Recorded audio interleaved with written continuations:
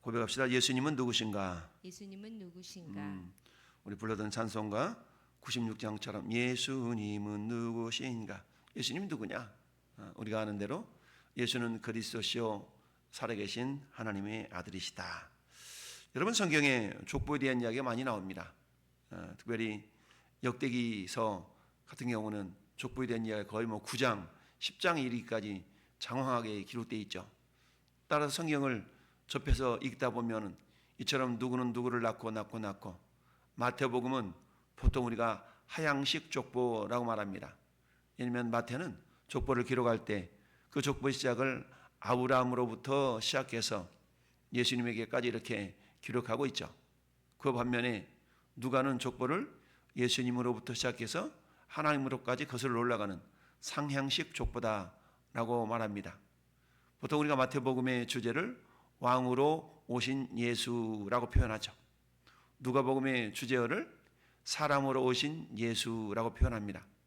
따라서 마태복음의 족보는 1장 1절부터 17절까지 기록되어져 있는데 그 족보의 의미는 하향식 족보로서 자기들이 섬기는 예수 그리스도의 그분의 족보가 그야말로 아브람, 즉 믿음의 조상이라고 하는 아브람으로부터 이렇게 거슬러 내려오고 있는 것을 표현하고 있는 반면에 누가는 예수님, 즉 그들이 믿고 있는 예수님은 오늘 23절의 말씀처럼 사람들이 아는 대로는 그저 요셉의 아들로 태어난 존재이지만 그러나 그 예수님은 너희들이 아는 대로 그저 사람의 자손으로 그치는 것이 아니라 이분은 하나님의 아들이다 라는 것을 나타내 주시기 위하여서 38절까지 거슬러 아담과 그 이는 하나님이시요 라고 표현하고 있죠. 즉 23절부터 38절까지 하나님을 제외하고 77명의 사람의 이름들이 나옵니다. 이처럼 예수님이 누구신가에 대해서 오늘 23절은 이렇게 시작을 하고 있습니다. 예수께서 가르침을 시작하실 때에 30세쯤 되니라. 30이라는 나이는 성경에서 여러 가지 의미를 갖습니다. 첫째는 레위 자손 가운데 특별히 제사장으로 세울 그 자격이 30세 이상 된 남자들로 이루어져 있죠. 즉 30세라는 것은 하나님의 사역을 감당할 그런 어떤 나이가 30세로 이렇게 정해져 있습니다. 오늘날에도 마찬가지 우리 합동측 교단, 다른 교단은 모르겠지만 우리 교단에서도 목회자가 되기 위한 최저 연령이 30세 이상이 되어야 됩니다. 이건 성경적인 근거를 두고 있는 것이죠. 예수께서 30세쯤 될 때에 가르치심을 시작하셨다. 즉 공생의 사역을 30세에 시작하셨다라는 이야기입니다. 그렇다면 예수님이 공생애를 30세에 시작하셨는데 그 전에는 아무것도 안 하고 계셨나? 결코 그렇지 않으셨죠? 예수님이 30세 이전까지는 그의 아버지 요셉의 아들 요셉이 목수였기 때문에 목수로서 아버지를 도와서 그야말로 가정을 꾸미며 섬기는 그 일을 이렇게 배워갔던 것이죠. 뿐만 아니라 예수님은 유월절 절기 때에 예루살렘에 내려가서 율법에 순종하고 율법을 배우는 일에 또한 최선을 다했던 모습을 우리가 알 수가 있는데요. 이처럼 예수님은 인간적인 면으로는 가정을 섬기며 부양하는 그런 일에 최선을 다하는 모습을 보여줌으로써 그야말로 어떻게 사람들이 살아가야 될 것인가를 보여주는 그런 모범을 배우신 것뿐만 아니라 율법에 대한 지식도 철저하게 배우고 익히는 그런 인간적인 노력들이 있었다라는 얘기죠. 따라서 30세가 되기 전까지 예수님이 하셨던 일은 그 공적인 사역을 감당하기 있어서 부족함이 없도록 인간적인 면에 있어서도 최선을 다해서 준비하는 모습을 보였다라는 얘기입니다. 마찬가지로 교회 공동체 속에서 때로는 이런저런 직분자들을 세우게 됩니다. 장로님을 세우고 권사님을 세우고 집사님들을 세우고 이런 직분자들을 세워서 하나님의 일을 함께 동역해 나가는 그런 일꾼들을 세움에 있어서 그냥 무작정 아무 사람이나 세우는 것이 아니라 충분히 준비된 자, 기도로 말씀으로 준비된 자, 인격적으로 준비된 자, 이런 자들이 일꾼이 되어져서 함께 하나님 나라를 이루어갈 수 있어야 되는 것이죠. 그저 인간적인 욕심과 명예욕에 의해서 그 직분이 세워진다 그러면 반드시 문제를 일으킬 수가 있다라는 이야기인데요. 여러분, 요셉은 30세에 애굽의 총리가 되어서 그야말로 온 나라뿐만 아니라 그 근동에 있는 다른 나라들도 살리는 지혜로운 총리가 되었죠. 근데 요셉이 총리가 되기까지는 어떻습니까? 17살에 팔려나가서 13년이라는 많은 세월 동안에 여러 가지 훈련과 역경, 연단의 과정을 거친 이후에 하나님은 그 요셉을 애굽의 총리로 세웠던 걸 봅니다. 그러나 그 13년이라는 세월 동안에 하나님은 그 요셉을 외면하는 것이 아니라 요셉이 어디 가든지 하나님이 함께 하셨다라는 얘기입니다. 그러면 하나님이 함께 하시는 동안에 고통과 고난이 없이 그저 평탄한 삶이 이루어질 것 같은데 전혀 그렇지 않았다라는 얘기죠. 어제 우리 오후 예배 요한계시록 강의에서도 우리 올로 목사님 말씀하실 때 어떻습니까? 우리 하나님께서 지키시고 보호하시는 그런 동행하시는 이런 교회, 이제 이후로는 그래 너희 참 수고 많았다, 믿음을 잘 지켰구나 라고 하면 그 이후로는 평탄해야 되는데 그렇지 않다라고 말씀했죠. 그 위에도 고난이 계속될 것이지만 그러나 나를 믿고 인내해라 라는 그런 권면의 말씀이 이어졌던 걸 봅니다. 마찬가지로 요셉도 30세의 총리가 되기까지 충분한 훈련의 과정을 겪은 이후에 총리가 되었고, 또 우리가 잘 아는 성군이라고 이름 부르는 다윗은 어떻습니까? 그야말로 사울왕에게 10여 년 동안 그야말로 쫓겨다니는 인생 그런 인생이 되었죠. 그리고 다윗도 30세에 왕이 되어서 40년을 통치하는 그런 모습을 우리가 성경을 통해서 확인해 볼 수가 있습니다. 특별히 유대 사회에서 우리를 말하면 국회에 해당되는 사내들인이라는 공회가 있습니다. 사내들인 공회원이 되기 위해서도 공적으로 그 사역을 감당하기 위한 나이가 30세 이상이었다라는 얘기죠. 이처럼 23절에 예수께서 가르침 시작하실 때에 30세쯤 되었다라는 그 말은 다양한 의미를 가지고 있다고 우리가 볼 수가 있습니다. 이처럼 예수님이 사역 자체는 그저 이루어진 것이 아니라 충분한 준비 가운데 그 사역이 이루어졌다는 것을 우리가 알 수가 있는데요. 자, 이처럼 예수님의 족보가 상향식으로 이루어져서 마침내 하나님에게까지 이르게 되었다라는 것을 우리에게 보여주고 있는데요. 예수님은 사람의 모습, 즉 사람으로 왔지만 그러나 실제적으로는 그 예수님은 누구다? 하나님이시다라는 걸 보여주기 위해서 족보를 하나님에게까지 올라가 기록한 것을 볼 수가 있습니다. 자, 이처럼 하나님의 일을 감당하기 위해서는 적절한 때가 되기까지 충분한 준비를 할 수 있어야 된다는 얘기죠. 사도 바울도 디모데 후서 2장에서 이렇게 말씀하고 있습니다. 큰 집에는 금그릇과 은그릇뿐 아니라 나무그릇과 질그릇도 있어서 귀하게 쓰는 곳도 있고 천하게 쓰는 곳도 있다라고 말씀합니다. 큰 집이라는 것은 하나님의 나라, 좁게는 교회 공동체를 말할 수가 있는데요. 거기에는 어때요? 쓰임받는 그릇들이 있다는 얘기죠. 쓰임받는 그릇들이 있는데 그 그릇의 쓰임새는 다양하다. 금그릇, 은그릇, 나무그릇, 질그릇 다양하게 있다는 얘기죠.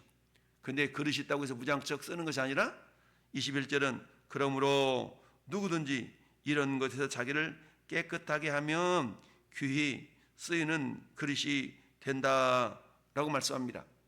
즉 깨끗하다는 얘기는 그 그릇이 쓰여지기 위해서 준비되어져야 된다라는 것을 말씀하고 있습니다. 즉 거룩의 준비. 여러분, 우리가 어떻게 거룩해질 수가 있습니까? 예수님의 보혈로 우리는 깨끗함, 죄사함을 받는 거룩함에 이르게 되죠. 이처럼 신분적으로 영적으로 거룩한 자가 되었지만 여전히 우리 가운데 남아있는 죄성은 어떻게 깨끗해져 갈까요? 즉 예수님을 닮아가는 성품, 이걸 우리는 성화라고 말씀합니다. 사도 바울은 디모데에게 말씀과 기도로 거룩하여 짐이니라라고 말씀합니다. 이미 예수님의 보혈로 거룩함 받은 우리는 지속적으로 말씀과 기도를 통하여 우리 내면의 정결함, 거룩함 뿐만 아니라 외적인 삶의 행동에 있어서도 주님의 거룩한 성품이 드러날 수 있도록 연단의 과정이 반드시 필요하다라는 사실이죠.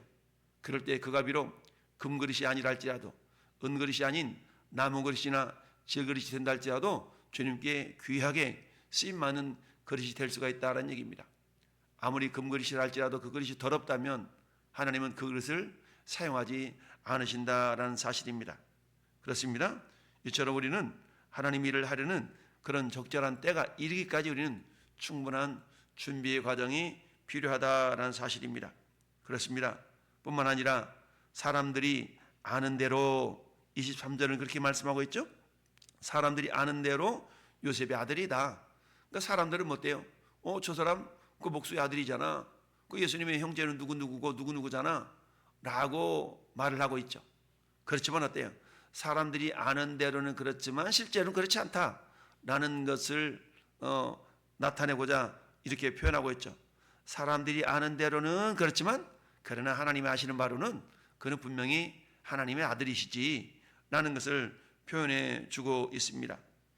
마태복음 16장 16절에 베드로가 고백하잖아요. 야, 사람들이 나를 누구라 그러디? 더러는 세례요한이라고도 하고 더러는 엘리야라고도 하고 누구는 예레미야라고 합디다. 그래? 그럼 너희 나를 누구라 그러냐? 라고 제자들에게 물었을 때 베드로가 대답한 고백이 뭡니까? 주는 그리스도시요 살아계신 하나님의 아들이십니다. 즉 하나님의 아들이라는 말은 하나님이라는 의미가 있죠. 우리가 소가 새끼를 낳으면 송아지, 말이 새끼를 낳으면 망아지. 이건 뭡니까? 개가 새끼를 낳으면 강아지. 결국 강아지는 개의 종류라는 얘기고 망아지는 말의 종류라는 얘기죠. 마찬가지로 인자 사람의 아들로 오셨지만 예수님은 즉 하나님의 아들이라는 말은 하나님이라는 의미가 담겨져 있는 것이죠. 이처럼 예수님은 사람의 아들로 오셨지만 실제로는 하나님의 아들이라는 얘기입니다. 예수님은 요한복음 10장 30절에서 스스로 그렇게 말씀하셨어요. 나와 아버지는 하나다. 나와 아버지는 하나다. 예수님이 스스로가 하나님과 하나다라는 말은 뭐예요? 예수님이 하나님이시다라는 것을 나타내주고 있는 말씀이죠. 요한 1서 5장 9절에서도 만일 우리가 사람들의 증언을 받을진대 하나님의 증거는 더욱 크도다. 하나님의 증거는 이것이니 그의 아들에 대하여 증언하신 것이다. 즉 그의 아들 누구? 예수님에 대하여서 증언하신 것이다 라는 얘기죠. 그러면서 우리 하나님은 요한일서 4장 8절에 하나님은 사랑이시다라고 말씀합니다. 그런데 예수님은 어때요? 그 사랑이 나타났다라고 말씀하고 있죠. 그래서 예수님을 나타난 사랑이다 라고 표현하고 있습니다. 자, 이처럼 23절에 예수님이 공생애를 30회쯤 이렇게 시작하시고 사람들 생각으로는 그가 그저 요셉의 아들이었지만 그러나 하나님의 설명으로는 하나님의 말씀으로는 그는 하나님의 아들이다 라고 말씀하고 있습니다.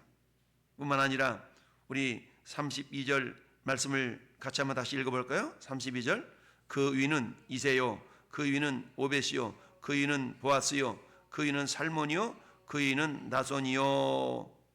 여러분 다윗의 아버지가 누구예요? 이세죠. 이세 아버지가 누구예요? 오벳이죠.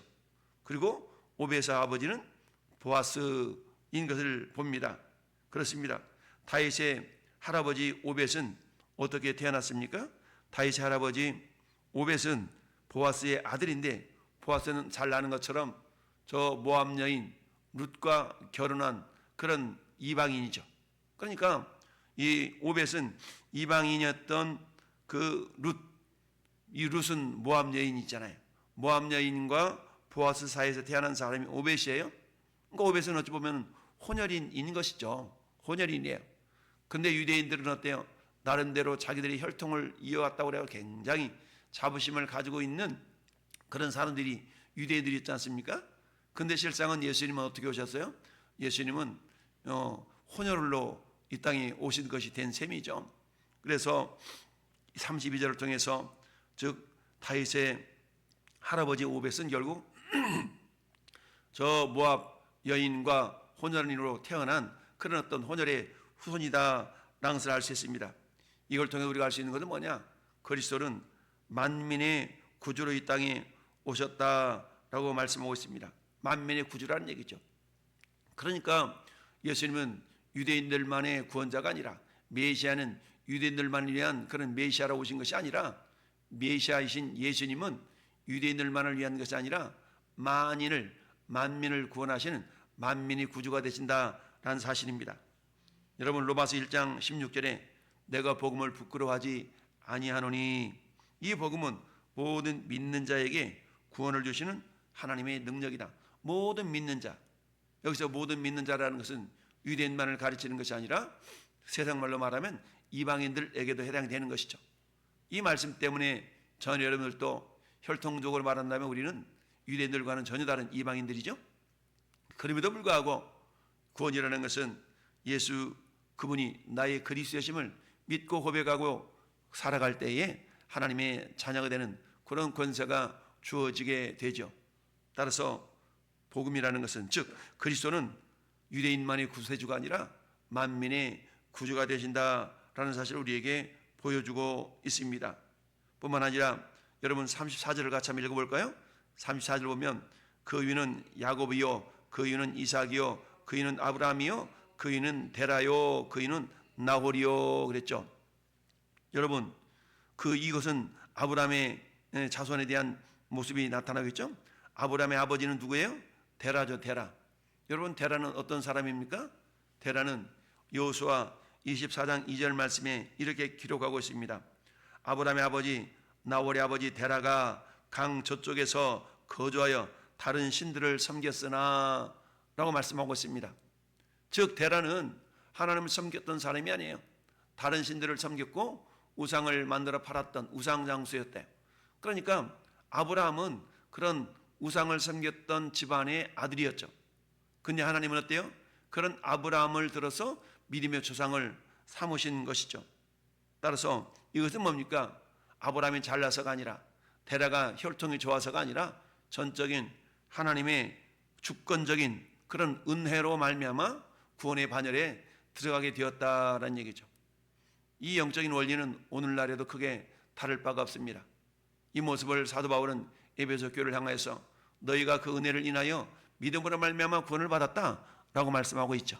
즉 하나님의 구속사역은 온전한 하나님의 은혜다라는 것을 나타내주고 있다라는 얘기죠. 이처럼 아브라함의 아버지 데라가 저 이방신을 섬겼던 사람이었지만 하나님은 그 자손인 아브라함을 믿음의 조상으로 삼으시기 위해서 그야말로 하나님의 은혜를 베푸셔서 가나안 땅으로 이끌어 가셨던 것이죠.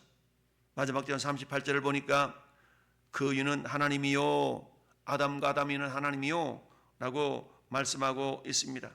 즉 예수님이 이 땅에 생명의 아담으로 오셨다라는 사실이죠. 여러분, 첫사람 아담은 어떻습니까? 죄를 인류에 가져와서 모든 후손이 죄의 자손이 되고 말았죠. 그러나 마지막 아담으로 오신 예수님은 어떻습니까? 이처럼 아담으로 인해서 망가졌던 모든 그런 하나님의 은혜의 모습을 다시 회복시키는, 그야말로 생명의 아담으로 이 땅에 오신 분이 예수님이시다라는 사실입니다. 고린도전서 15장 45절에 기록된 바 첫사람 아담은 생령이 되었다 함과 같이 마지막 아담은 살려주는 영이 되었나니, 그렇게 말씀하고 있습니다. 첫사람 아담으로 말미암아 죄가 이 땅에 들어와서 죄의 삭은 사망이요라 그랬죠. 죄의 삭은 사망. 첫사람 아담은 어때요? 죽음을 가져오는 그런 죄의 통로가 되었다면 마지막 아담인 예수님은 죄의 통로로 말미암아 이 땅에서 영원히 죽어져야 될 그런 인류에게 새로운 구원의 길을 여신 생명의 아담으로 이 땅에 오신 분이시죠. 따라서 그런즉 누구든지 그리스도 안에 있으면 새로운 피조물이라, 이전 것은 지나갔으니 보라 새것이 되었도다 라고 고린도후서 5장 17절의 말씀처럼 전 여러분들은 이제 그리스도 예수 안에서 새로운 피조물들이 된 줄로 믿습니다.